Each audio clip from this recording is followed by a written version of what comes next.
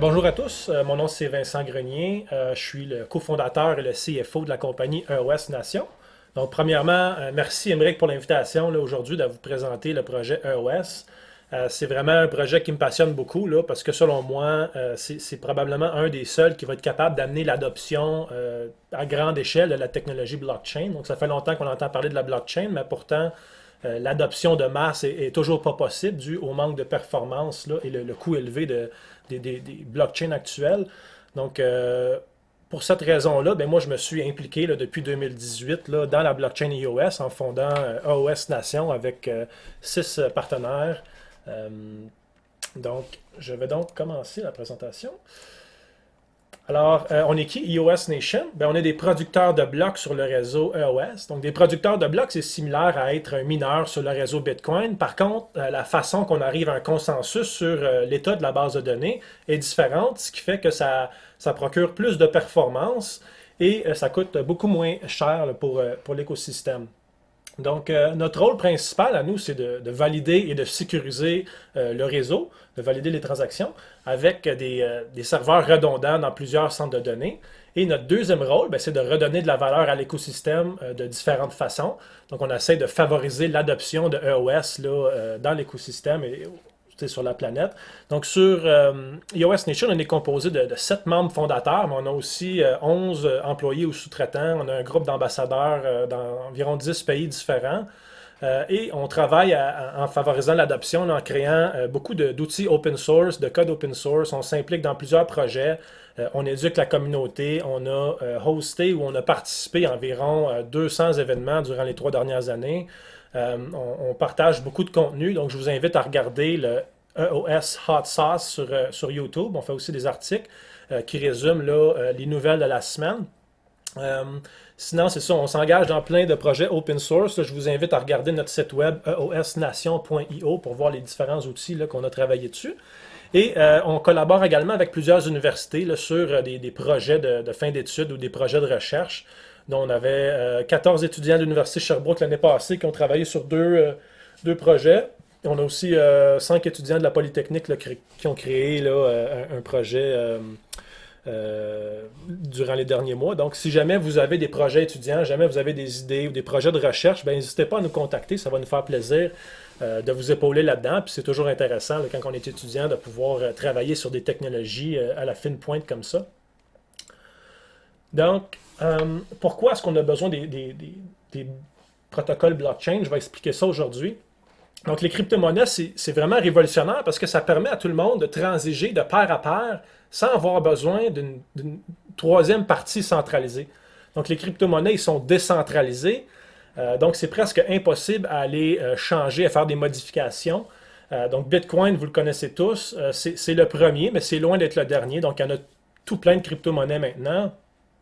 Donc, Bitcoin a un peu ouvert la boîte de Pandore et a sorti la technologie blockchain qu'on appelle avec, c'est une technologie, un mélange de cryptographie et de technologie de base de données d'horodatage. Puis cette technologie-là, la blockchain, ça a vraiment le potentiel de changer comment on va aller sécuriser nos bases de données dans le futur.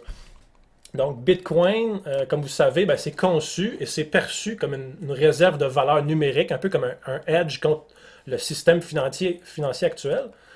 Par contre, Bitcoin, c'est relativement coûteux et c'est quand même lent comme technologie. C'est pas mauvais pour son cas d'utilisation spécifique à un art digital. Par contre, je veux juste que vous sachiez que ce n'est pas le summum de ce que la technologie blockchain peut faire. Et c'est ce que je vais vous présenter aujourd'hui. En fait, je vais vous expliquer c'est quoi un cas d'utilisation qui s'appelle une plateforme de contrat intelligent, un peu comme Ethereum. Par contre, moi, je vais vous parler plus spécifiquement de EOS, qui est la technologie que nous, on supporte. Donc, il existe plein de cas possibles de l'utilisation de la technologie blockchain. Il y en a beaucoup qui sont présentement en fonction sur plusieurs protocoles et il y en a plusieurs autres qui sont encore en développement. Ici, on peut voir plusieurs exemples. Donc, la blockchain, ça peut permettre de créer des crypto-monnaies qui sont transparentes et rares. Ça permet aussi à tous d'avoir un compte de banque où lui seul va être gardien de ses actifs. Donc en ce moment, on a besoin des banques. Avec les crypto-monnaies, ça peut nous permettre d'enlever cet intermédiaire-là. Ça permet aussi de pouvoir transférer de la valeur à l'international avec vraiment pas beaucoup de frais. Donc, vous connaissez probablement Western Union ou MoneyGram qui chargent environ 5 à 10 de frais juste pour transférer de l'argent d'un pays à l'autre. Ça n'a juste pas de bon sens. Encore là, c'est des intermédiaires qui vont se faire enlever. Donc, ça permet aussi de créer des services financiers qui sont accessibles à tout le monde sans discrimination. Puis ça, c'est par l'entremise de la DeFi, la Decentralized Finance. Ça permet aussi de faire des levées de fonds, du financement participatif plus facilement, à moins de frais.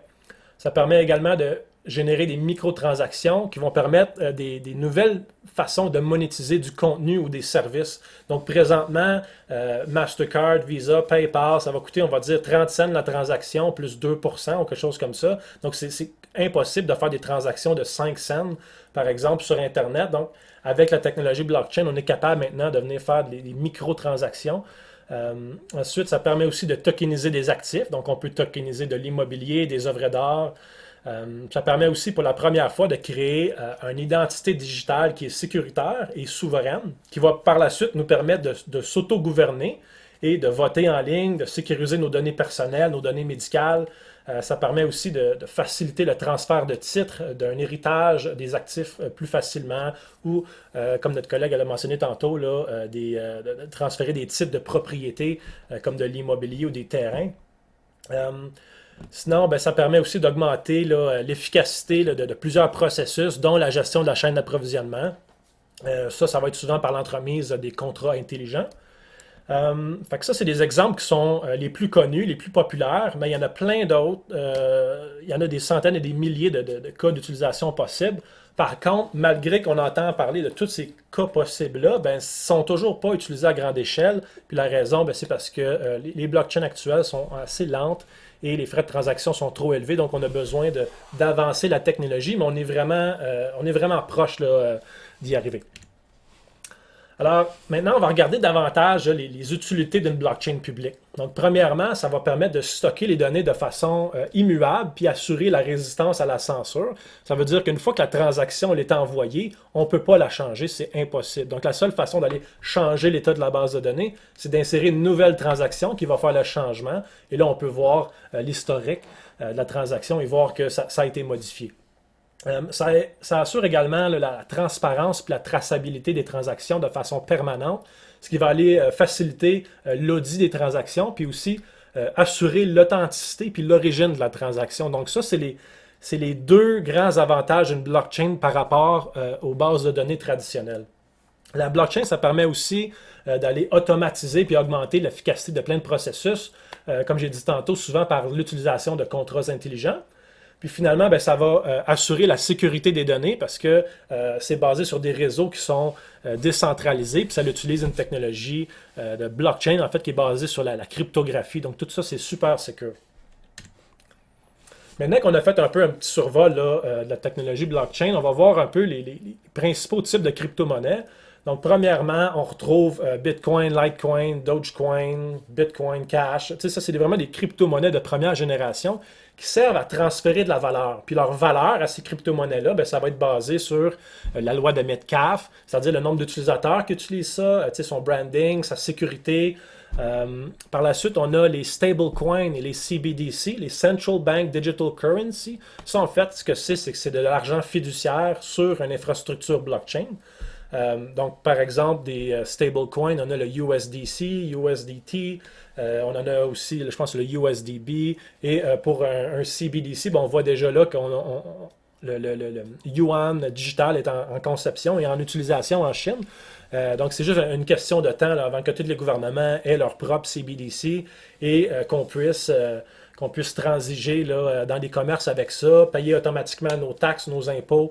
Tout ça va se faire automatique. Puis en parallèle à ça, ben, il va y avoir plein de crypto-monnaies comme Bitcoin, EOS, Ethereum, qui sont maintenant un peu des évolutions de la monnaie qui sont moins inflationnaires et avec une utilité augmentée. Sinon, on a aussi des applications blockchain. Donc, des applications blockchain, c'est quoi? Ben, c'est une application distincte qui est basé sur sa propre technologie blockchain ou sur un protocole tel que Ethereum ou EOS. Et finalement, ben, on a les protocoles qui sont en fait, selon moi, la meilleure utilité d'une blockchain.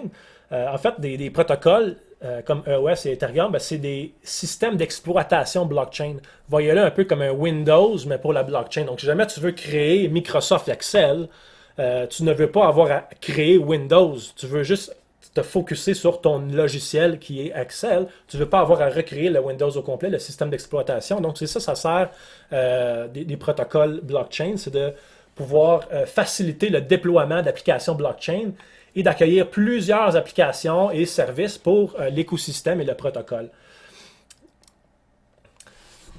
Donc maintenant, ça fait environ 12 ans que Bitcoin existe. On comprend très bien là, les bénéfices d'une crypto-monnaie qui est décentralisée, transparente, immuable et sécuritaire. Donc les avantages sont vraiment clairs là, par rapport à une monnaie fiduciaire qu'on imprime à plus de 20% par année actuellement.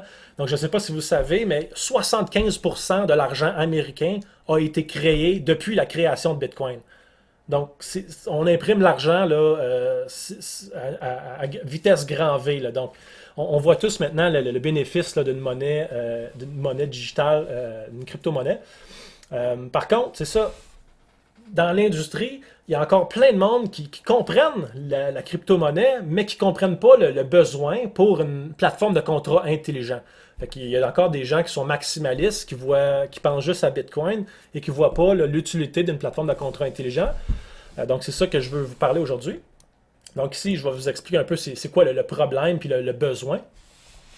Donc, Jeremy Rifkin, qui est un économiste qui conseille plusieurs gouvernements là, sur la prochaine révolution industrielle, il mentionne que la productivité dans la plupart des pays est de sorte que on ne peut pas la dépasser. On est arrivé à un plateau de productivité. Puis là, pour dépasser ce plateau-là, ben, il nous faut des nouvelles technologies, une nouvelle ère industrielle qui va être basée sur une nouvelle infrastructure dont la blockchain fait partie. Donc, blockchain, c'est une des technologies clés, mais on a aussi le big data, le AI et d'autres technologies. Mais la blockchain, c'est vraiment une technologie clé dans la prochaine révolution industrielle. Donc, selon Jeremy Rifkin, on a besoin d'une nouvelle vision économique pour la planète. On a besoin que les pays collaborent, qu'ils utilisent des systèmes, des standards blockchain open source. On a besoin de créer des plateformes de services qui vont démocratiser le software avec le code open source, les finances décentralisées, puis plusieurs autres cas d'utilisation qui vont enlever les intermédiaires dans les industries. On a besoin de créer des réseaux blockchain qui sont sécuritaires, qui vont permettre à tout le monde, sans discrimination, de créer, partager, communiquer, voter, puis utiliser toutes les utilités de la blockchain à un coût marginal qui va tendre vers zéro. Donc, c'est un peu comme YouTube a permis à tout le monde, tout d'un coup, de faire des vidéos, puis mettre ça gratuitement, puis avoir plein de visibilité. Ben, c'est la même chose, la blockchain, ça va permettre à tout le monde d'accéder à plein de services, puis de venir un peu démocratiser tout ça. Donc, c'est ça. Fait que aussi, la blockchain, puis ce réseau-là, qu'est-ce qui va arriver, c'est que plus que ces réseaux-là deviennent populaires, plus ça bénéficie les gens, et plus de gens joignent le réseau, plus ça bénéficie encore plus. Donc, c'est un peu ce qu'on appelle l'effet de réseau. Donc, vous allez vite comprendre là, que le but de toutes ces plateformes de contrats intelligents-là, c'est de créer cette vision-là. Que ce soit Ethereum, EOS, Cardano, Polkadot, Neo, il y en a plein d'autres. Leur but, c'est vraiment ça, en fait, c'est de créer des immenses protocoles ou plateformes de services qui va permettre à tout le monde d'avoir accès à ça le moins cher possible. Donc, c'est ça, ça fait super longtemps que tous ces protocoles-là travaillent fort là, sur cette vision-là. Par contre, il manque encore l'adoption à grande échelle, l'adoption mondiale de cette technologie-là à cause du manque de performance et des coûts trop élevés. Donc, maintenant qu'on sait ça, on va regarder ensemble, c'est quoi les besoins technologiques pour la plateforme du futur, là, celle qu'on va utiliser à grande échelle.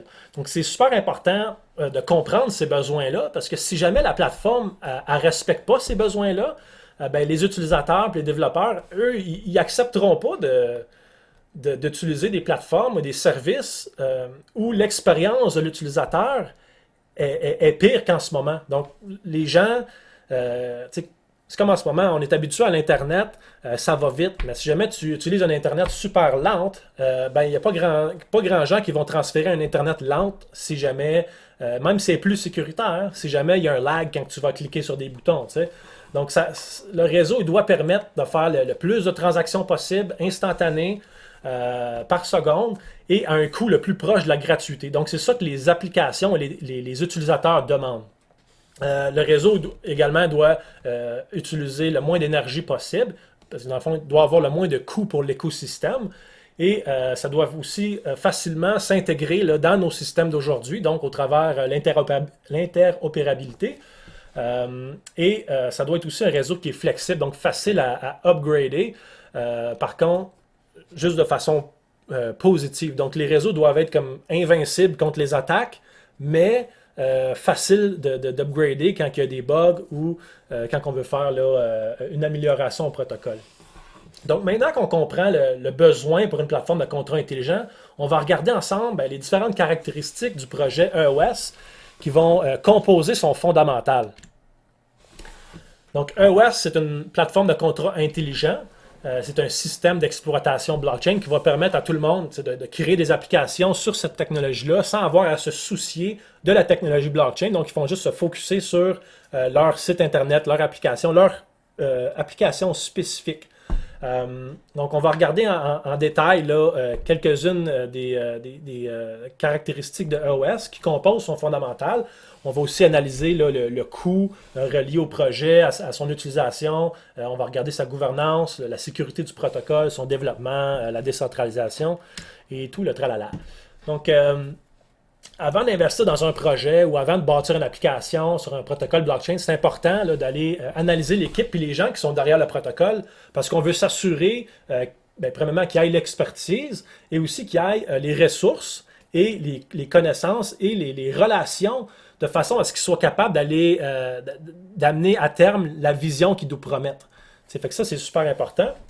Et c'est aussi important qu'ils soient capables d'aller intégrer ce protocole-là dans les systèmes d'aujourd'hui, en fait. Parce qu'on ne veut pas que ce soit juste des petits écosystèmes fermés. On veut que ça soit capable d'être interopérable avec les systèmes d'aujourd'hui.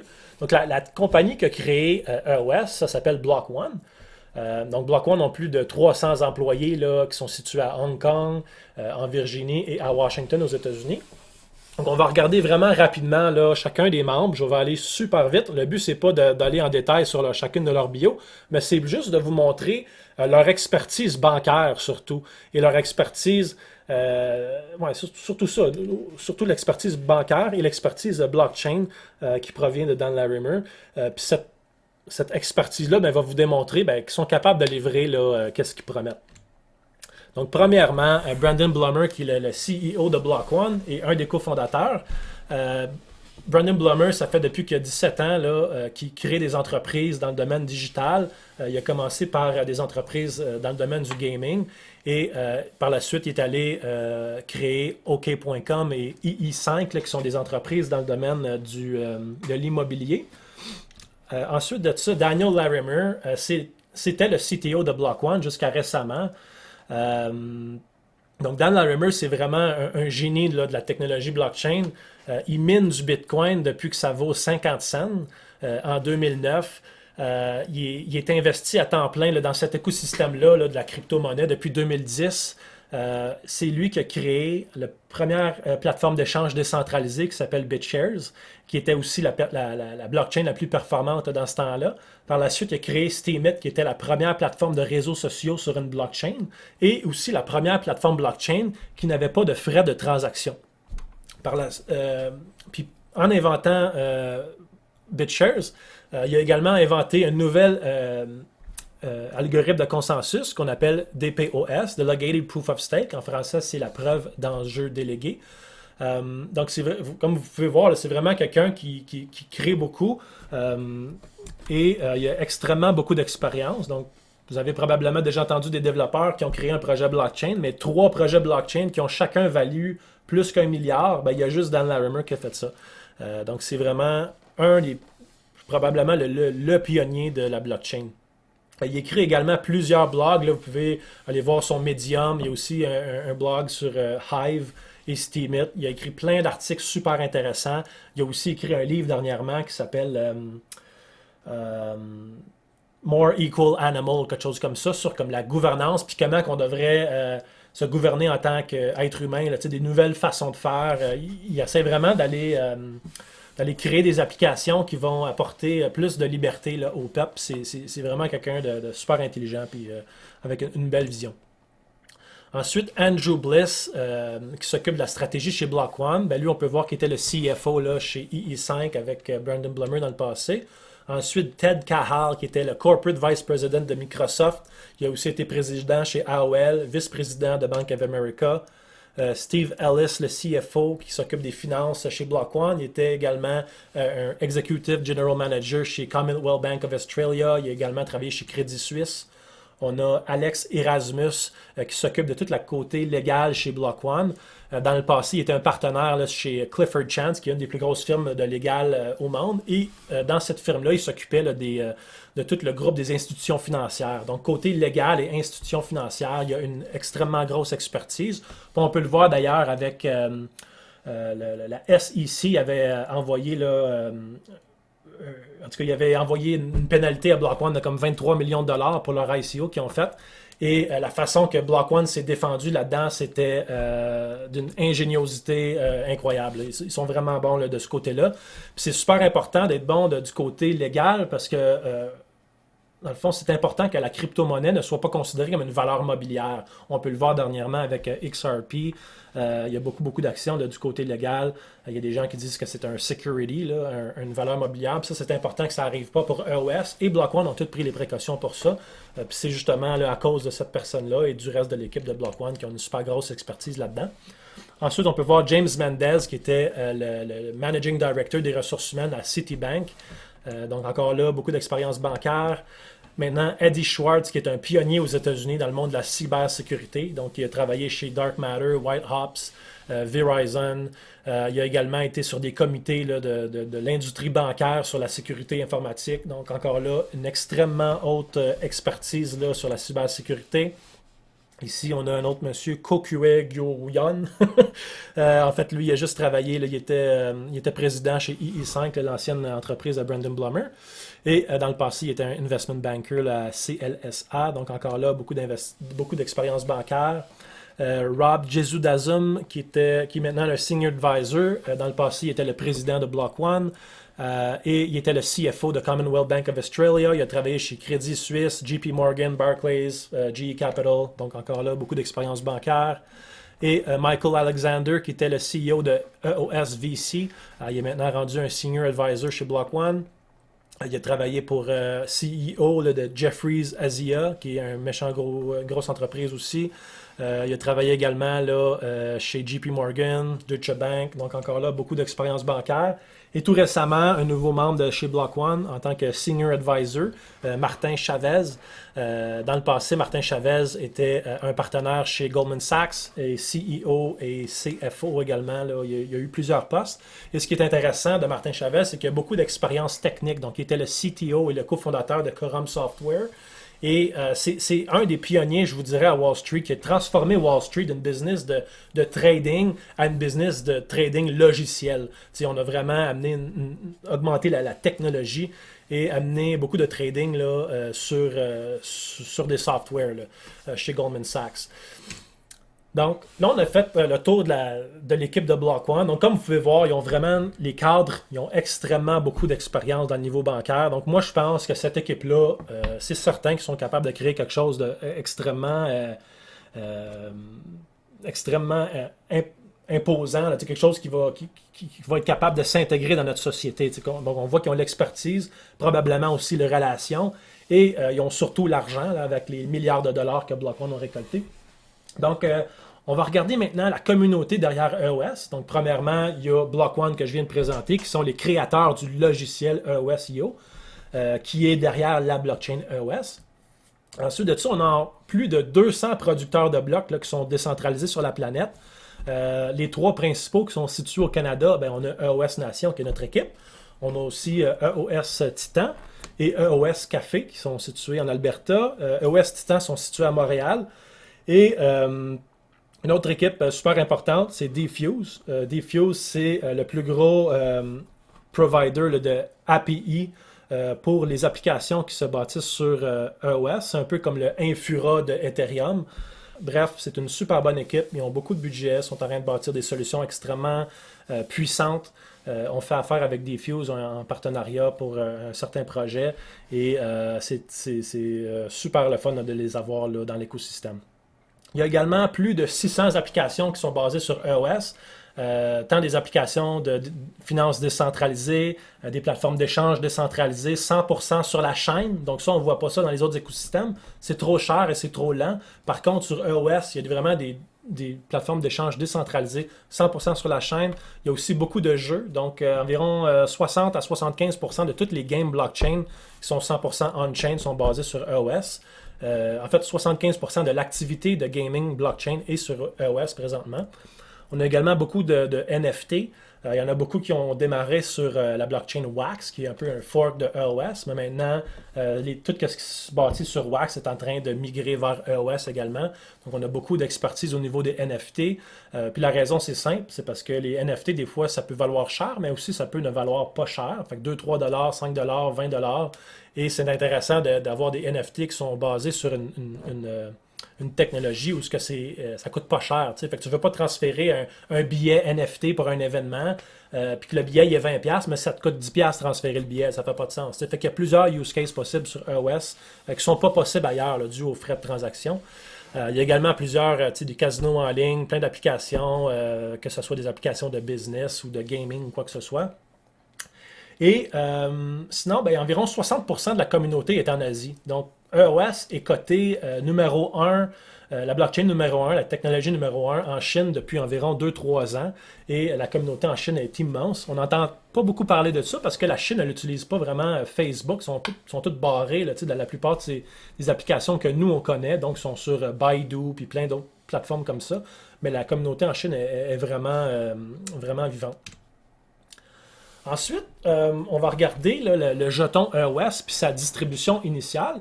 Donc, une des choses les plus importantes pour une crypto-monnaie, c'est vraiment la façon dont elle a été distribuée initialement et qu'elle a été promue là, durant son existence. Donc, c'est important ça parce que si jamais tu ne fais pas ça comme il faut, ça peut être considéré comme un security, comme une valeur immobilière.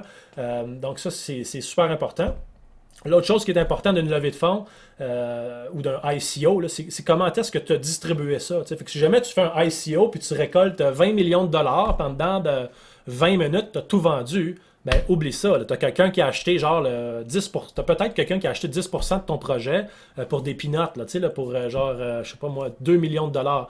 Donc la distribution de EOS s'est faite sur un an, a récolté 4 milliards de dollars. Donc ça a permis vraiment d'assurer une décentralisation des jetons, en fait. Ça a assuré que si jamais quelqu'un achetait des jetons, il a payé un minimum d'environ 50 cents le jeton. Donc la valeur minimale de EOS là, était environ 500 millions. Il n'a jamais valu moins que ça, le projet. Ce qui veut dire que n'importe qui a acheté un bon pourcentage du projet a payé cher, ce qui va aller assurer, dans le fond, que tous les intérêts sont alignés entre les investisseurs. Il n'y a pas quelqu'un qui a payé, je ne sais pas moi, 1 million de dollars pour acheter 10% du projet. Là. Donc ça, c'est important, surtout quand c'est des protocoles qui peuvent valoir des multiples milliards de dollars.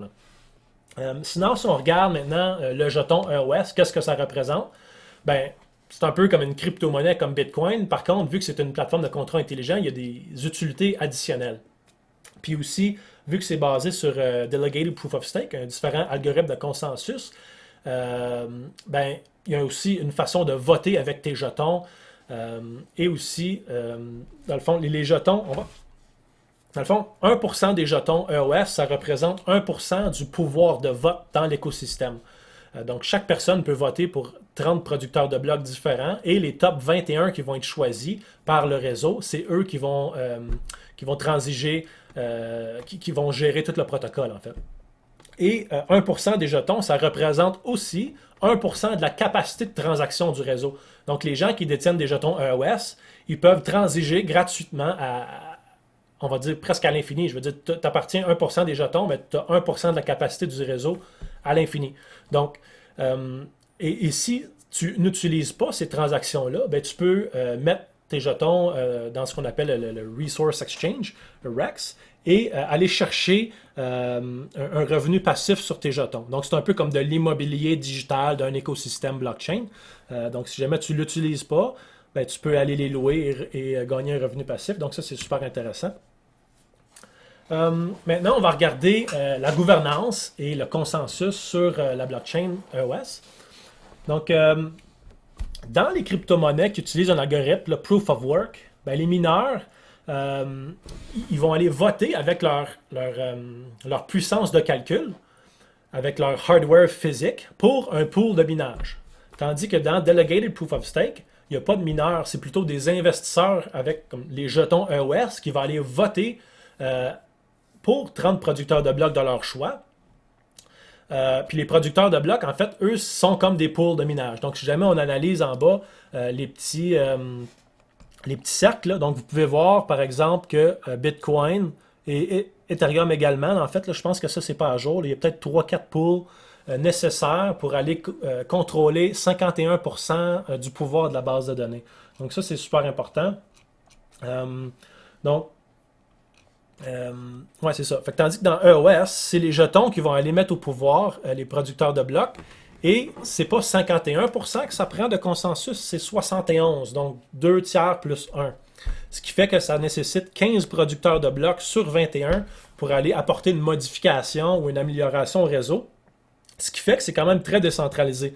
Donc 15 producteurs de blocs sur EOS ont le même pouvoir sur la base de données que 3-4 mining pools sur les réseaux Ethereum et Bitcoin. Donc, quand vous entendez que Ethereum, EOS, je veux dire, c'est pas assez décentralisé, ben, c'est pas vrai. C'est juste pas vrai. Comme vous pouvez le voir visuellement en ce moment, EOS est suffisamment décentralisé. Et juste pour être un de ces top 21-là, ça nécessite des millions de dollars. C'est vraiment, là, c'est super compétitif. Donc, c'est soit que tu appartiens environ, je ne sais pas moi, 20-30 millions de dollars minimum de jetons et que tu as l'approbation de tout le reste de la communauté ou que tu sois un peu comme Yas Nation, que tu appartiennes quand même à une bonne quantité de jetons, mais surtout que la communauté t'aime parce que on a tellement contribué que là, on va chercher beaucoup de votes, ce qui fait qu'on est un des top 21. Donc, dans le fond, là, ce qu'il faut comprendre, c'est que dans Proof of Work, dès que tu as suffisamment de hash power, que ça coûte super cher à attaquer, là, c'est super sécuritaire. Puis même si tu as juste 3-4 mining pools qui contrôlent le réseau, on sait très bien qu'ils ne vont pas aller faire de la corruption, ils ne vont pas aller faire de la collusion pour aller attaquer le réseau qui leur génère leurs revenus. Puis c'est la même chose sur EOS. Je veux dire, les top 21, ils n'iront jamais faire quelque chose de néfaste au réseau parce que pour les mettre au pouvoir, ben, ils ont acheté plein de jetons et sont payés en EOS. Donc, il n'y a pas personne, que ce soit dans Ethereum, Bitcoin ou EOS, il n'y a aucun pool de minage ou de producteur de blocs qui a intérêt à attaquer le réseau qui génère ses revenus. Donc, comprenez que EOS est suffisamment décentralisé pour être très sécuritaire. Donc, ce qui est intéressant également du côté de la gouvernance, c'est que EOS possède un système de gouvernance qui est intégré dans le protocole. Donc, on peut voir de façon transparente tous les changements, tous les votes que la communauté, tous les producteurs de blocs sont en train de faire. Donc, ça, c'est super important. Le top 21 des producteurs de blocs qui contrôlent, dans le fond, 100% de la production des blocs et aussi 100% des améliorations qui sont apportées au réseau. Il y a plus d'une centaine ou même 200 producteurs de blocs là, qui sont toujours en attente. Des fois, ils sont peut-être même pas visibles dans le réseau EOS. Peut-être c'est des producteurs de blocs qui sont sur d'autres réseaux similaires. Mais l'affaire, c'est que tu as tout le temps plein de monde sur la planète, plein de producteurs de blocs qui sont prêts à prendre la place des autres dans le top 21 si jamais il arrive quelque chose. Donc, on n'a pas besoin de 10 millions de nodes là, dans un réseau comme ça. L'important, c'est que ça réponde aux différents critères de décentralisation et de sécurité.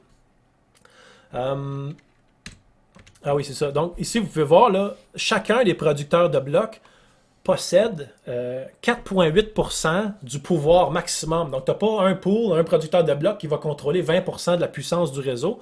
Donc, ce qui fait que ça assure la décentralisation. Donc, le pouvoir de chacun est limité. Maintenant, on va regarder du côté de la décentralisation. Donc, ce qu'il faut comprendre, c'est que la décentralisation maximale, avoir 10 000 nodes, là, c'est pas pantoute l'objectif, du moins pour une plateforme de contrat intelligent. Tu sais, quand on parle de Bitcoin, que tout le monde peut être un node, tout le monde peut être, valider les transactions du réseau avec sa rig de mining, c'est correct, ça, c'est un ordre digital. Je veux dire, le gouvernement, il veut t'arrêter, là, tu sais, comme, t'as tellement de personnes puis de gouvernements qui sont après toi que tu as besoin d'être beaucoup plus décentralisé, avoir beaucoup plus de nodes. Mais dans le cas d'utilisation d'une plateforme de contrat intelligent, il faut comprendre que de processer 70 millions de transactions par jour, tu peux pas faire ça dans ta cave là, avec tes petits rigs. Là, je veux dire, tu as besoin vraiment des centres de données. Tu n'auras pas 10 000 centres de données sur la planète qui vont runner ça. Là, la dépense pour l'écosystème serait juste trop grosse, ça ferait pas de sens. Donc, c'est correct avec Bitcoin d'aller dépenser beaucoup d'argent sur la décentralisation, mais sur des plateformes de contrats intelligents, le cas d'utilisation est différent. Donc, on veut plus que ça soit efficace. Je vais présenter tantôt le coût à l'écosystème de la décentralisation et de la validation des blocs. Vous allez voir que c'est super efficace. Mais bref, juste pour dire, le but ultime, c'est pas de décentraliser. Le but, c'est d'être résistant aux différentes attaques possibles, d'être résistant à la censure. Et la décentralisation, c'est l'outil qu'on utilise pour ça. Et Delegated Proof of Stake, l'algorithme de consensus de EOS, permet également d'être tolérant aux pannes sans avoir paquet de nodes. Donc, le nombre de nodes est plus bas, mais il est facilement remplaçable. Donc, si jamais le numéro 20 et 18, par exemple, ils se font attaquer ou ils ont des problèmes avec leur infrastructure, par exemple, bien, ils vont juste déploguer leur machine. Puis après ça, le numéro 22, 23 va prendre leur place instantanément. Ça se fait en moins de 2 minutes. Donc, jamais qu'il y a une panne de réseau. Donc, il y a toujours des gens qui vont prendre la place des autres dès qu'il y a une panne. Ce qui fait que c'est super résistant.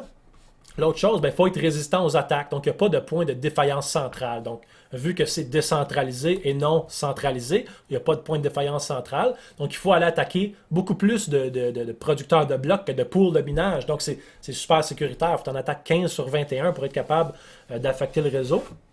Ensuite, côté résistance à la collusion. Donc, la résistance à ce que ces gens-là, ils se mettent ensemble et ils font de la collusion, quelque chose de néfaste pour l'écosystème, bien déjà là, ça prend plus de producteurs de blocs que de pools de minage sur plusieurs réseaux. Donc, le nombre d'entités est plus élevé. Puis en plus de ça, on utilise un système de gouvernance qui est décentralisé, public puis transparent, ce qui va assurer que les producteurs de blocs ne feront jamais rien de néfaste parce qu'on peut le voir sur la chaîne. Donc, tout est transparent, là. Donc, également, côté décentralisation géographique, donc les producteurs de blocs sont situés partout sur la planète. Si jamais on regarde sur des Block Explorer, vous allez voir qu'il y a beaucoup de producteurs de blocs en Chine. Par contre, leur infrastructure n'est pas nécessairement en Chine. Et même si elle l'était, c'est pas grave. C'est pas comme Proof of Work où ton infrastructure, c'est le pouvoir. Et là, c'est saisissable par les autorités. Donc, la Chine, présentement, vu que 60% de la puissance de calcul de Proof of Work se situe en Chine, ben, la Chine pourrait, si elle voudrait, affecter le réseau Bitcoin et générer une attaque 51% là, en continu, parce que tout le pouvoir de calcul se situe en Chine et c'est physique, donc c'est saisissable. Tandis que le pouvoir dans un écosystème comme EOS, Delegated Proof of Stake ou Proof of Stake, comme le futur Ethereum 2.0, ben, le pouvoir est dans les jetons. Donc c'est plus décentralisé, c'est plus difficile d'aller arrêter et prendre le contrôle du réseau. Maintenant, un des problèmes vraiment majeurs avec les réseaux qui sont Proof of Stake ou Delegated Proof of Stake, c'est le problème qu'on appelle Nothing at Stake. Un exemple que je vais vous donner, c'est le réseau Steem, qui est un des anciens projets de Dan Larimer. Ça s'est fait acheter par le réseau Tron. Et qu'est-ce qui est arrivé, c'est que Justin Sun a mentionné aux plateformes d'échange, il dit « Check, on va changer les règles. Donc, du jour au lendemain, vu que vous avez plein de jetons de vos clients sur les plateformes d'échange, on va changer les règles du protocole et là, on va faire des gros changements dans l'écosystème. » Ça a vraiment été un gros problème pour le projet Steemit. Puis là, qu'est-ce qui est arrivé, c'est que les producteurs de blocs se sont fait remplacer par les plateformes d'échange qui contrôlaient les jetons de leurs clients. Ben, eux autres, ils ont juste créé un nouveau réseau. Ils ont dit, fuck it, on va même si toi, tu as acheté notre réseau, notre site web, nous, on va forker le réseau, on va créer notre propre site web. Donc, la communauté est capable de forker. Oui, il y a une façon de pallier au problème en forkant le système, mais qu'est-ce qui est intéressant puis qui est moins problématique pour EOS, c'est le problème de Nothing at Stake, c'est que les grosses plateformes d'échange qui détiennent beaucoup de EOS sont déjà des producteurs de blocs et sont déjà récompensés. Ils ont un revenu en EOS, ce qui fait que leurs intérêts sont beaucoup plus alignés avec les gens qui détiennent les jetons que si jamais les producteurs jamais les plateformes d'échange n'étaient pas des producteurs de blocs. Donc ça, c'est quelque chose qui est beaucoup moins problématique là, pour EOS parce que les acteurs sont déjà des producteurs de blocs et ça fonctionne super bien présentement le réseau. On n'a pas de problème de gouvernance comme vous avez peut-être déjà entendu. Le réseau, les updates de code se font tester, se font intégrer sans problème. On collabore avec les plateformes d'échange, que ce soit Bitfinex, Binance, toute la gang. Ça se passe super bien.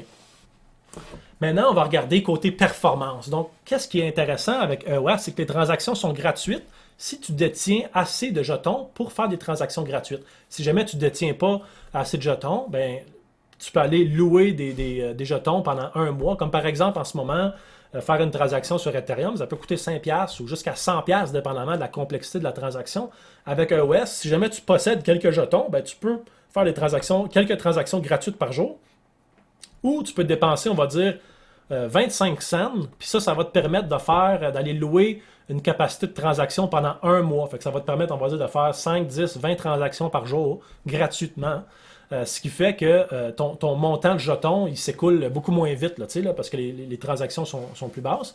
Puis les frais de transaction sont tellement pas chers que les plateformes, les applications, les offrent gratuites à leurs utilisateurs. Donc les utilisateurs, ils peuvent ne même pas se rendre compte qu'ils utilisent une blockchain si jamais l'application est bien conçue et qu'il intègre tous ces différents coûts-là pour les utilisateurs.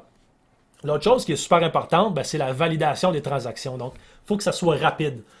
Donc, la validation des blocs, le block time qu'on appelle dans EOS, c'est 0.5 secondes. Donc, c'est la technologie la plus rapide sur la planète en ce moment, niveau le temps de validation. Également, les transactions sont confirmées à comme 99% après 1 seconde. Et pour avoir une transaction irréversible à 100%, ben, il faut qu'il ait été approuvé par tous les producteurs de blocs. Puis ça prend environ 2 minutes. L'autre chose qui est très intéressante, là, c'est l'architecture de la blockchain EOS. Elle est vraiment faite pour scaler. On a beaucoup de problèmes de scalabilité qu'on appelle dans les différentes blockchains, mais EOS est vraiment faite pour ça. Donc, côté vertical, c'est-à-dire une blockchain EOS est vraiment optimisée vraiment beaucoup. Présentement, ça fait entre 4 à 6 000 transactions secondes.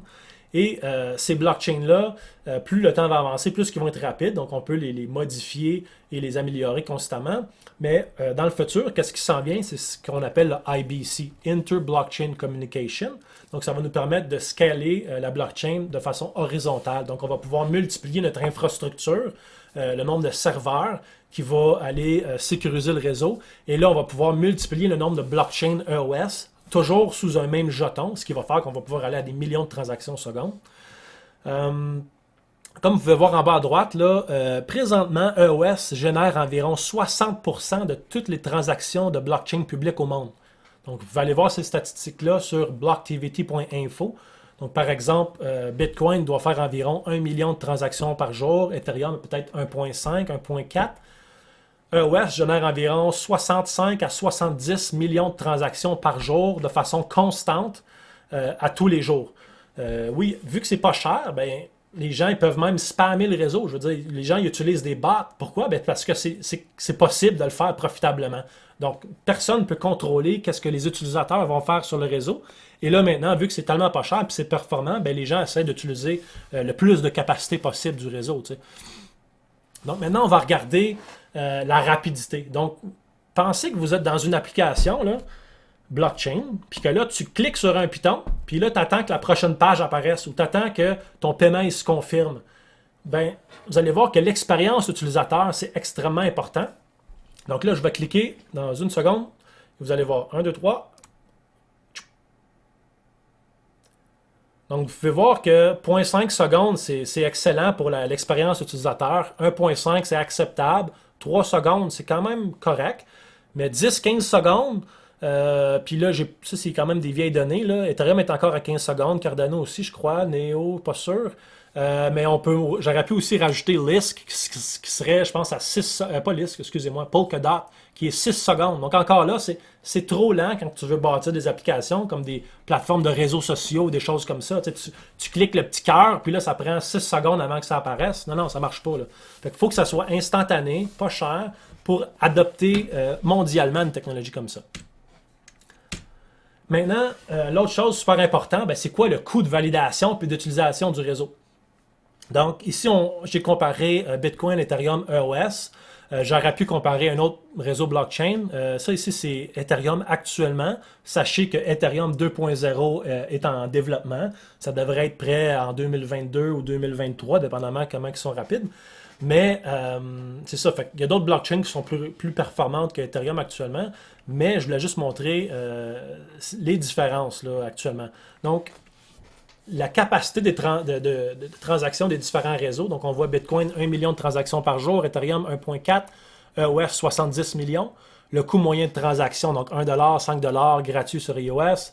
Le coût de transaction par jour. Donc, on voit que ça coûte environ 7 millions de dollars par jour à tous les gens de l'écosystème Ethereum pour juste processer des transactions. Ensuite, on a l'inflation. Donc, on voit que Bitcoin a une très basse inflation. Donc, on entend souvent parler que Bitcoin, c'est rare. Il y a un bon stock-to-flow ratio. Donc, ça, c'est vraiment l'inflation. Donc, 1,8% présentement. Ethereum, 4,5%. Et EOS, on a juste 1% d'inflation. Donc, c'est super bénéfique pour les gens qui détiennent des jetons. Votre portefeuille, en fait, n'est pas dévalué là, à toutes les années avec un gros pourcentage d'inflation. Maintenant, on voit les prix des jetons là, durant les derniers jours. Ethereum a bougé pas mal. EOS, toujours un stablecoin.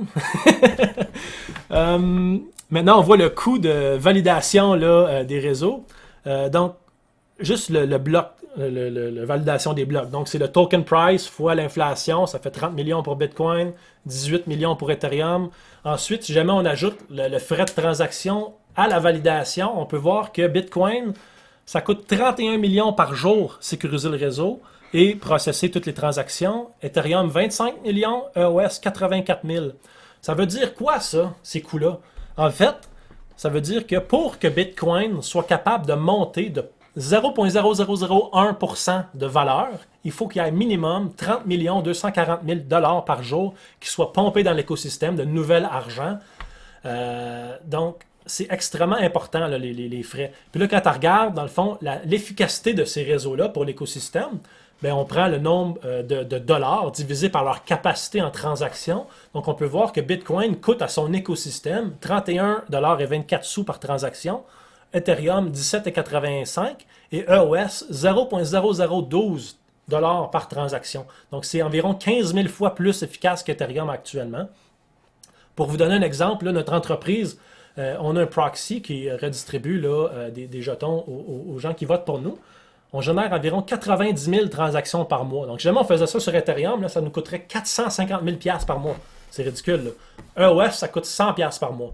Donc, vous pouvez comprendre qu'il y a des centaines d'utilités différentes de la blockchain qui sont profitables sur EOS et qui ne seront pas profitables sur d'autres réseaux. Donc là, on compare avec Ethereum. C'est certain que Polkadot, Neo et d'autres qui sont peut-être pas sur Proof of Work vont être beaucoup plus efficaces qu'Ethereum. Peut-être que leur coût moyen, c'est 1$, 10 sous.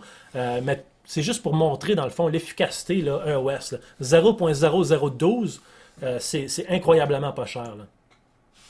Maintenant, quant au développement du protocole, iOS possède beaucoup de développeurs, pas autant qu'Ethereum, c'est certain. L'effet de réseau est beaucoup moins important qu'Ethereum, ça fait moins longtemps que ça existe.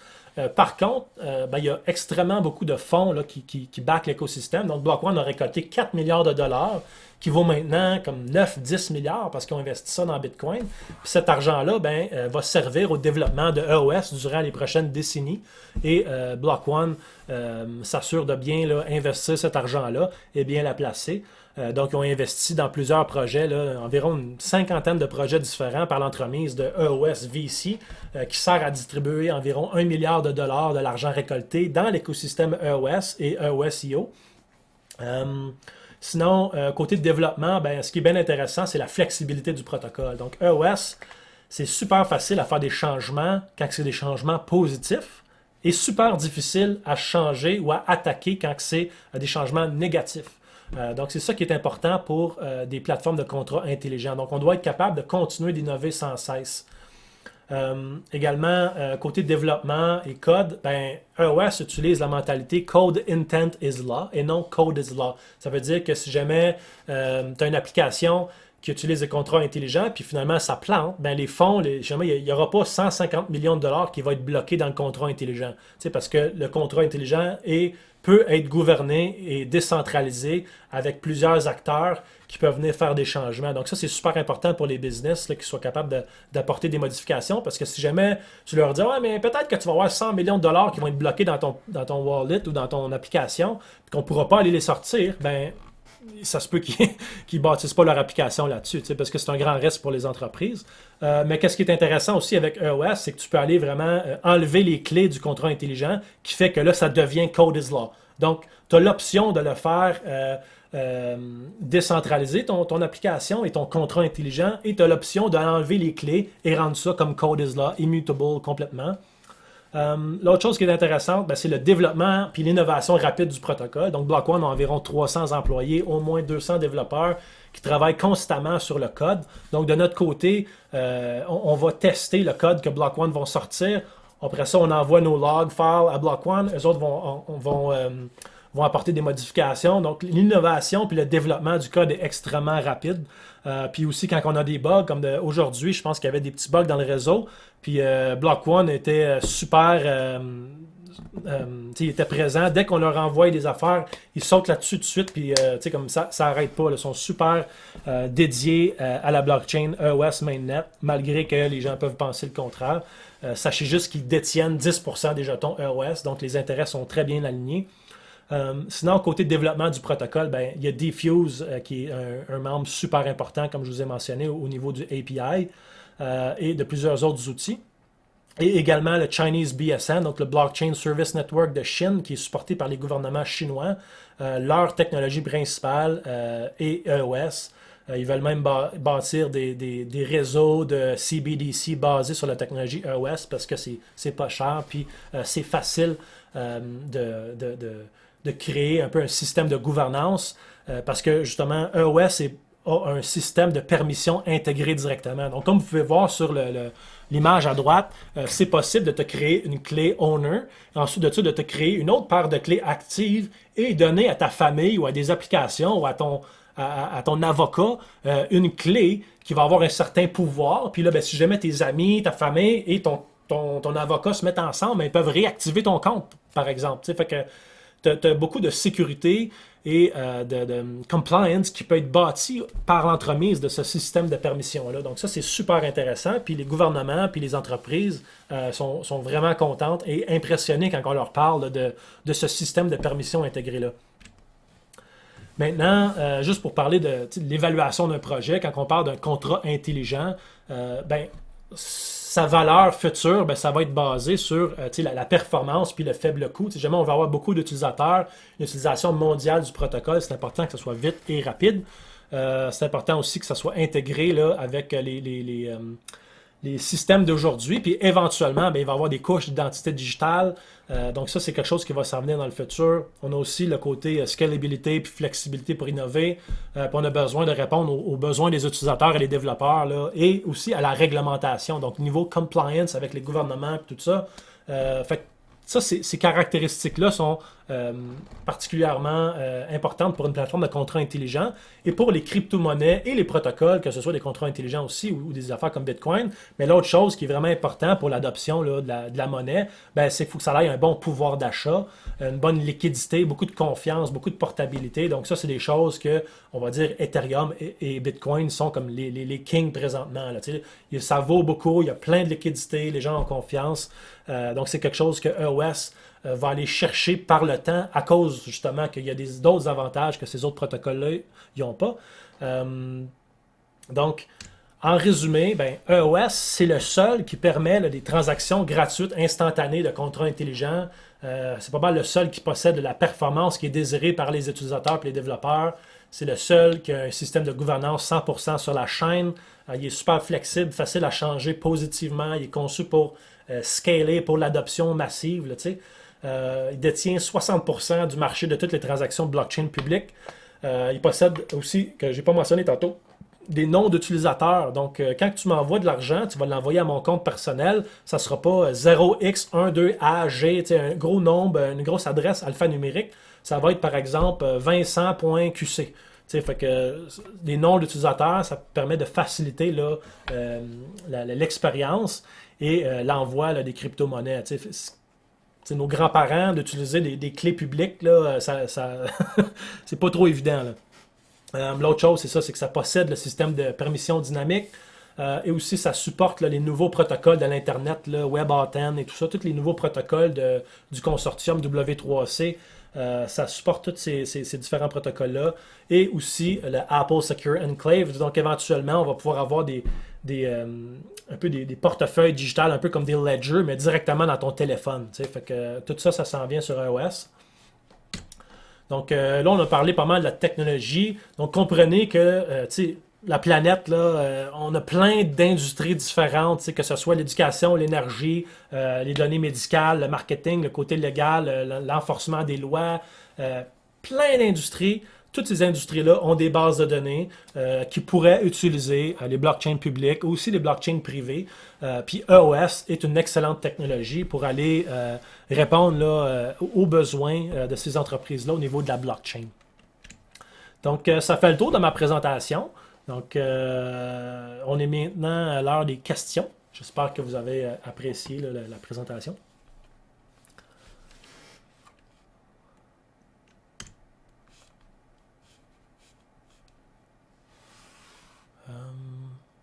Est-ce que vous êtes toujours Merci là? à toi, Vincent. OK. Alors, il y a une question dans le chat, je peux te la dire, de Stéphanie. Elle dit, quelle est la faiblesse de EOS, car il y a toujours une faiblesse. La faiblesse de EOS. Ben, je te dirais la technologie, il n'y a pas grande faiblesse. Je veux dire, c'est vraiment une des meilleures technologies. La faiblesse, je pense que c'est plus nouveau. Il manque d'adoption parce que justement, c'est plus nouveau. Et aussi, les médias Ethereum comme Cointelegraph et tout ça, il y a beaucoup de FUD qu'on appelle Fear, Uncertainty and Doubt. Donc, le réseau est attaqué de tous bords, de tous côtés. Il est traité de cartels, des choses comme ça. Mais vous avez très bien vu visuellement qu'il n'y a pas de cartel dans iOS. Il y a 21 producteurs de blocs, c'est comme des mining pools. Ça en prend plus pour affecter le réseau que des mining pools sur les autres réseaux. Donc, il y a beaucoup de langage négatif, beaucoup de choses négatives. Et une des faiblesses, je te dirais, c'est la lenteur d'avoir des méga grosses applications. Parce que qu'est-ce qui est arrivé, c'est qu'il y a plusieurs réseaux, par exemple, qui vont commencer. Puis là, les gens qui ont parti ces réseaux-là, ben, ils font plein de marketing dès le début, puis tout ça. Puis Block One, eux autres, ben, ça fait 2-3 ans que le réseau EOS est lancé. Puis eux autres sont silencieux, bien raides. Là. Comme, ils n'ont pas déployé une application encore sur EOS. Donc, la communauté a été désappointée, je te dirais, de leur manque de communication. Mais c'est juste parce que Block One, ils font ça de façon plus long terme. Ils ont une autre approche un peu à la Apple. Là, fait qu'ils vont pas commencer à parler de qu'est-ce qu'ils font à tout le monde avant même de le déployer. Donc, c'est des gens qui vont penser plus sur le long terme. Et niveau compliance, dans le fond, côté réglementation, de déployer une application comme Voice.com, qui est la plateforme de réseaux sociaux qui est développée par Block One, il faut qu'ils aillent chercher l'approbation des gouvernements dans tous les pays. Fait qu'ils ont bientôt réussi à faire ça, mais ça prend des années, je veux dire, juste côté réglementaire, aller faire toutes ces choses-là, ce qui fait que EOS est perçu comme une chaîne morte présentement, parce qu'il n'y a rien qui se passe. C'est pas vrai, mais je veux dire, c'est juste parce que Block One sont silencieux, ça fait 2-3 ans, puis là, le monde pense que c'est mort. Mais je veux dire, la communauté est quand même super grande, super pleine d'applications. Mais je te dirais, c'est ça une des faiblesses, c'est le manque d'attention malgré le fait que c'est la meilleure technologie et de loin. Fait que, ouais, je dirais que c'est le manque d'attention actuellement. Puis je pense que ça va être réglé par l'adoption des grosses applications. Fait que quand Block One vont sortir, dire hey, Voice.com puis Bullish.com, qui est leur plateforme de finance, avec plein de services financiers intégrés, comme de la DeFi, ces choses-là, ben eux autres, ils appellent ça du ProFi, fait que c'est comme du Decentralized Finance, mais avec compliance. Mais que ces grosses applications-là, ça sorte, puis que ça permette justement à l'argent institutionnel de rentrer plus facilement, puis tout ça, ben là, tout le sentiment de la crypto, l'univers de la crypto va changer par rapport à EOS. Mais d'ici là, c'est ça, la perception de EOS est comme négative. Là, Fait que, on attend juste que, Block One sorte leurs applications, puis que la communauté, puis les différents acteurs de la communauté continuent de bâtir des applications, puis éventuellement, ben, le monde va voir que Chris, ça marche. Ça marche super bien, c'est super rapide, fait qu'il n'y a pas de raison de ne pas l'utiliser, là, tu sais, là. Deuxième question de Cassie. Y a-t-il une résistance des banques contre la technologie blockchain? Ben, dans le sens, je pense pas qu'il y ait une résistance. Je pense qu'au début, il y avait peut-être une résistance parce que ça vient compétitionner contre eux. Mais au final, c'est le futur, je veux dire. Fait que c'est comme.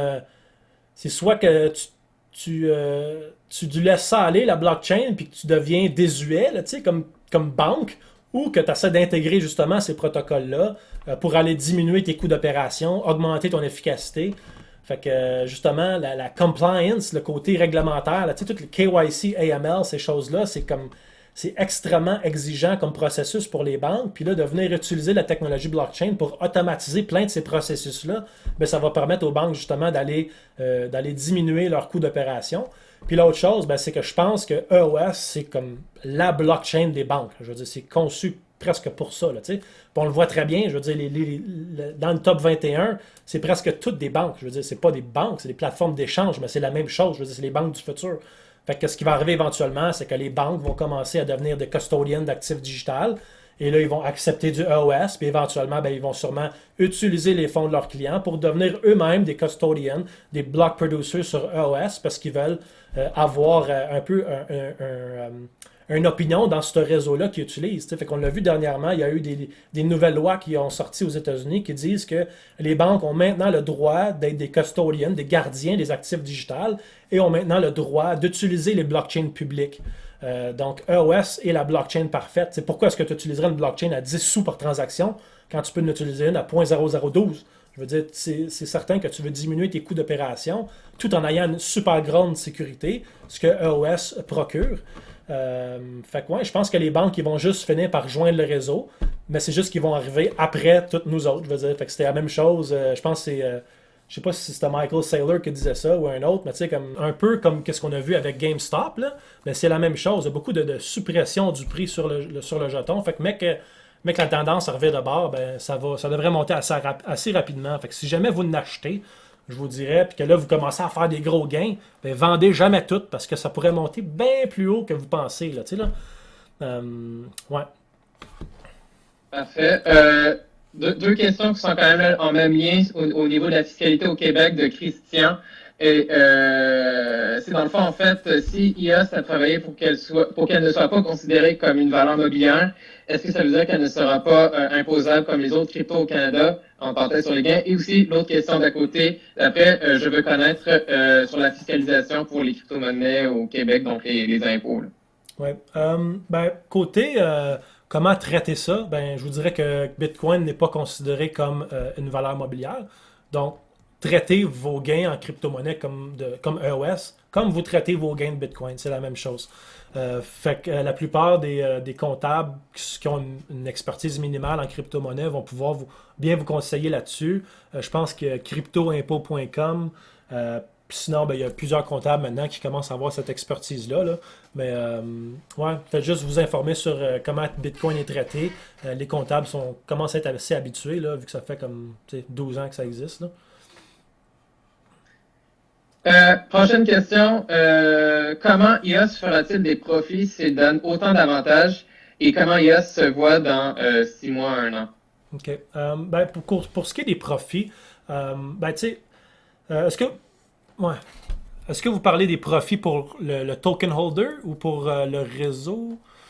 Comment EOS fera-t-il des profits s'il donne autant d'avantages? OK, bon ben, dans le fond, les producteurs de blocs sur EOS, on ne récolte pas des frais de transaction. Parce que si jamais on le fait, ben ça désaligne les intérêts avec les utilisateurs. Fait comme sur Ethereum ou sur des réseaux avec des mineurs qui récoltent des frais de transaction, ben, ils n'ont pas intérêt à ce que le réseau performe bien. Parce que si jamais le réseau performe mal, ben, les gens vont être incités à aller mettre de plus en plus de frais de transaction pour que leur transaction passe plus rapidement, ce qui fait que c'est plus profitable pour les mineurs. Donc, les producteurs de blocs, on ne va pas faire ça. Nous, ce qu'on fait, c'est que il n'y a pas de frais de transaction si tu détiens les jetons. Et si jamais tu ne détiens pas les jetons, ben, tu dois aller louer la performance, la puissance de calcul, whatever, de transaction sur le Resource Exchange. Et donc, les frais de transaction ne sont pas dirigés vers les producteurs de blocs, mais bien vers les token holders. Fait que ça, c'est super important pour la valeur du jeton à long terme. Et dans le fond, les producteurs de blocs, nous, on est payé avec l'inflation, un peu comme Bitcoin. Au lieu d'être 1,8%, c'est 1%. Donc, la paye en ce moment, c'est pas incroyable. Je veux dire, on ne fait pas des milliards de dollars par année en tant que producteur de blocs, mais on sait très bien que quand le prix va commencer à augmenter, notre rentabilité en tant que producteur de blocs va augmenter considérablement, ce qui va faire qu'on va pouvoir continuer d'être plus profitable, continuer d'augmenter nos services pour la communauté, plus de code open source, plus de services, ce qui va faire au final que le prix du jeton va augmenter, ce qui va faire qu'il va augmenter nos revenus, tout en augmentant, dans le fond, les gains pour les gens qui détiennent des jetons. Là. Donc, les intérêts sont super bien alignés pour qu'à long terme, les producteurs de blocs, Block One et toute la communauté agissent de façon à faire monter le prix du jeton. Là,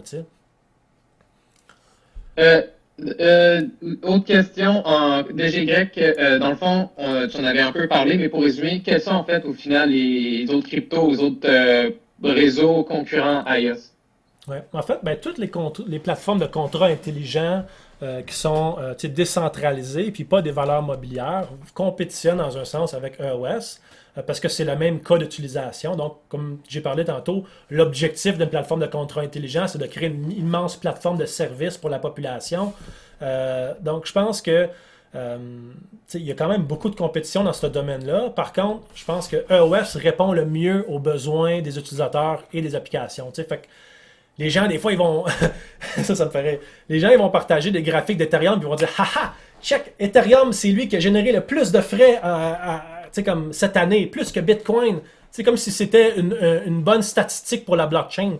Je veux dire, c'est pas ça le but, là. C'est pas de générer plein de frais. Là. Le but, c'est d'offrir le plus de transactions possibles, gratuites, instantanées, et le plus de services pour ses utilisateurs, pour que ça devienne de moins en moins cher avoir accès à tous ces services puis ces cas d'utilisation-là pour la population. T'sais, on veut que ce soit on-bank, qui ait accès à des services légaux et tout ça, le moins cher possible. Fait que je pense que EOS répond le mieux à ces besoins-là.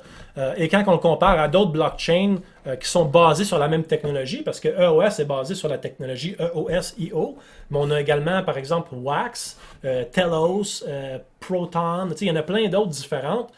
Par contre, il y en a certaines de ceux-là qui ne sont pas décentralisés, dans le sens que tu as un acteur peut-être qui contrôle 30-40% des jetons, un peu comme Tron et sa fondation. Tron, ils détiennent tellement de jetons que c'est questionnable à savoir si c'est vraiment décentralisé le pouvoir du réseau, ce qui fait que pour les token holders, les intérêts ne sont pas nécessairement aussi bien alignés. Donc, je pense que EOS est le meilleur mix de sécurité par rapport aux autres blockchains de la même technologie. Il y a beaucoup plus de sécurité parce que sa capitalisation minimale dans le temps, c'était 500 millions.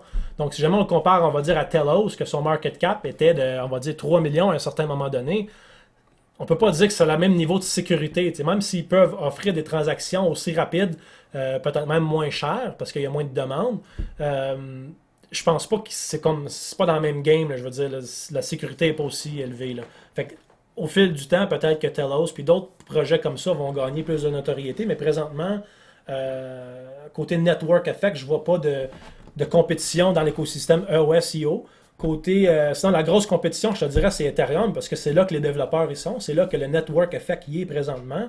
Donc, c'est comme une course, dans le fond, tu sais. Fait que EOS a comme une course à aller chercher le network effect, puis Ethereum a une course à aller chercher la technologie similaire à EOS. Fait que le premier qui va gagner dans ces deux-là risque de gagner vraiment la grosse course là, pour l'adoption mondiale de la blockchain. Mais au final, c'est un peu comme Windows, puis Apple, puis Linux. Il y en a quand même plusieurs qui vont gagner la course. Puis le nombre de clients potentiels pour tous ces écosystèmes-là est tellement immense qu'ils vont tous gagner au final. Mais je pense que le côté risk-reward dans EOS est extrêmement élevé. T'sais. Fait que tu compares, on va dire, Ethereum à EOS. Ethereum vaut des centaines, peut-être même 200 milliards en ce moment. EOS vaut genre 3 milliards. Mais Block One a 9 milliards de dollars qui back son écosystème. Fait que il y a 3 fois plus d'argent qui back le développement de EOS que toute la valeur de EOS. Fait que je veux dire, le côté risk-reward là, est incroyable sur EOS. Là. Très bien. Moi, dans le fond, j'ai peut-être une dernière question si on n'a pas ça dans le chat. Je sais pas, Vincent, si tu as vu ça, il y a de plus en plus la tendance là, des autres protocoles à construire des bridges ou des ponts entre les blockchains. Est-ce que IOS le fait présentement ou prévoit le faire avec, je sais pas moi, Ethereum pour le Cadot? Oui, Ou... oui. Ben déjà, ça fait plusieurs mois déjà. On a un bridge avec Ethereum et Bitcoin et je pense quelques autres petits projets. Dans le fond, il y a déjà du Bitcoin sur EOS, donc tu es capable de transiger du Bitcoin instantanément, sans frais, avec l'intégration de P-Network. Donc, il y a plus de Bitcoin en ce moment, je pense, sur P-Network, sur EOS que P-Network sur Ethereum. Par contre, c'est certain qu'il y a plein d'autres réseaux Ethereum, plein d'autres second layer pour le Bitcoin, puis il y a beaucoup plus de valeur Bitcoin dans Ethereum. Mais oui, il y a beaucoup de bridges en ce moment qui sont en train de se former avec les autres chaînes. On a aussi le projet qui s'appelle le DApp Network, qui sont en train de former des bridges avec Ethereum, Polkadot et tout ça, qui va merger avec EOS. Ethereum et plusieurs tokens de DeFi Ethereum sont déjà tradable sur EOS et même sont déjà intégrés dans la DeFi sur EOS. Donc, tu es capable d'intégrer, de participer à la finance décentralisée sur EOS avec des jetons Ethereum à moins de frais que sur Ethereum. Et surtout, les plateformes sur EOS ont moins de frais que les plateformes DeFi sur iOS. Ouais, ça, les plateformes DeFi sur iOS ont moins de frais de transactions et de l'application elle-même que les mêmes applications sur Ethereum. Donc, ouais, c'est ça. Il y a plusieurs bridges de fait, plusieurs tokens. Ethereum est là-dessus, AV, puis plein d'autres jetons sont sur EOS déjà. Là. Je vous suggère de checker d'ailleurs comme plusieurs applications de DeFi sur EOS, dont DeFiBox.com. Donc, tu peux faire du swapping, tu peux aller faire des prêts. Tu as aussi Vigor.io, qui est comme tu peux aller mettre des crypto-monnaies en collatéral pour aller chercher des dollars stables pour après ça réinvestir. Tu as Equilibrium aussi, que tu peux aller faire ça.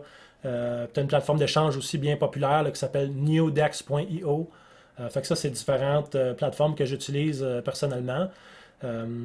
Fait quoi, dans le fond, EOS, tu peux faire beaucoup de choses là, plus rapidement, à moins de frais. Fait que je pense que c'est intéressant. Puis c'est ça, les bridges, ils sont tous en train de se bâtir. Puis les autres projets, ils ont intérêt à builder des bridges avec EOS parce que c'est plus rapide. Là, là.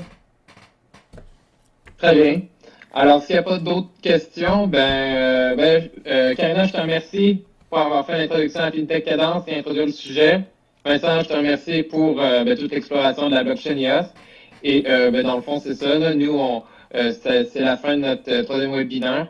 Et je vous invite à tous et à toutes de suivre IOS Nation, d'aller voir FinTech Cadence et évidemment de suivre notre page Facebook Comité Blockchain d'HEC pour notre quatrième webinaire qui va se faire autour du printemps. Là.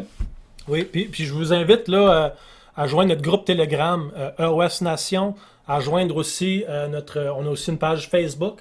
On a également le EOS Hot Sauce sur YouTube et sur notre site web, là, dans notre blog. On sort, dans le fond, les nouvelles EOS à tous les semaines avec des vidéos super bien montées. Puis aussi, si jamais vous êtes des étudiants ou des gens qui veulent créer des projets là, sur la blockchain, nous, on aime ça collaborer avec les universités. Donc, contactez-nous, là, ça va nous faire plaisir là, de regarder un projet ensemble et de bâtir quelque chose. Puis, merci encore une fois, Émeric, pour l'invitation. Parfait. Bon, alors, bonne soirée à tous et à toutes.